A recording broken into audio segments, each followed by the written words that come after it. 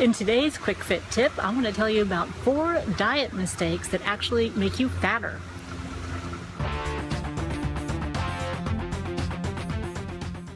The biggest diet mistake that most people make is skipping meals or just eating less, and I mean way too much less than they normally do. Now what this does is it actually shuts down your metabolism, so you definitely do not want to skip meals, and you definitely don't want to eat too low in calories, because if your body deems that it's being starved, and that's how it works when you go very low in calories or you miss meals, then it's going to hold on to fat and use muscle for energy, and that's the exact opposite of what you want, because your muscle is your metabolism. More muscle, faster metabolism. So we want to do everything that we can to keep that muscle.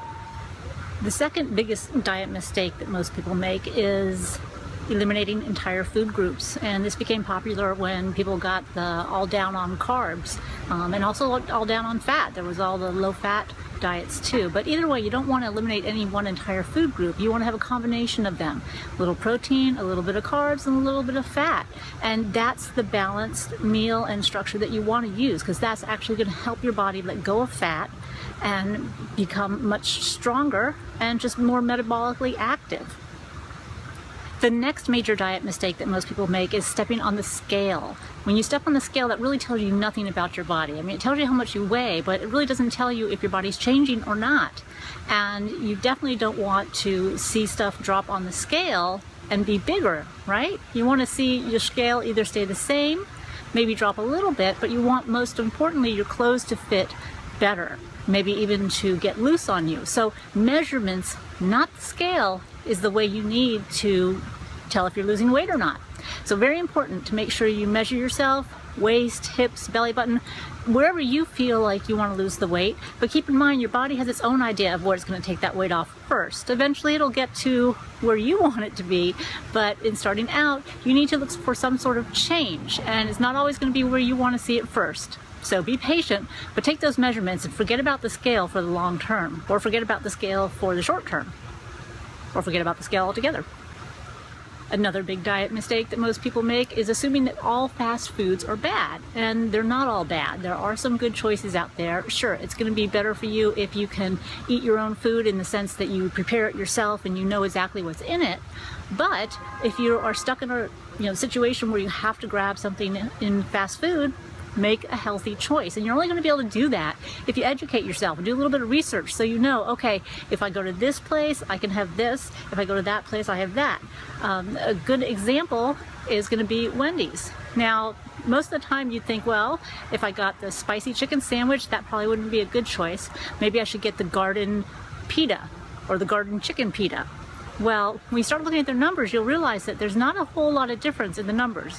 As a matter of fact, let me see here. The spicy chicken sandwich has 410 calories and 15 grams of fat, while the Garden Ranch chicken pita has 480 calories and 18 grams of fat. So yeah, the spicy chicken sandwich is actually lower in calories and fat.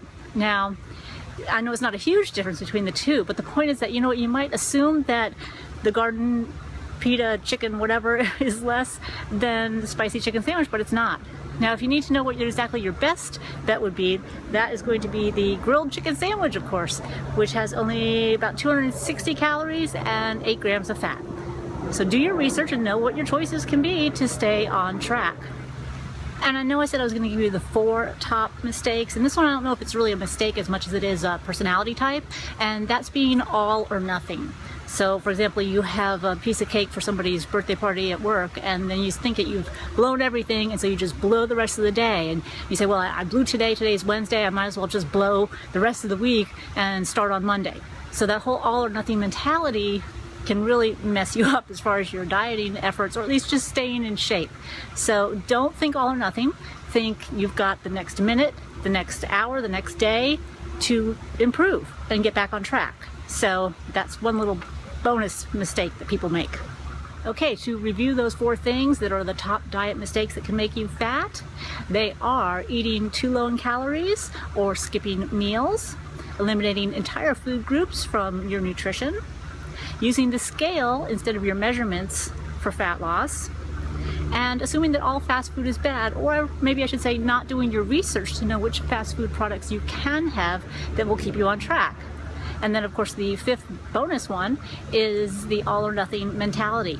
So definitely want to get rid of that all or nothing mentality. Just know that, the next day, the next minute, the next hour, you can improve, you can be back on track as soon as you want.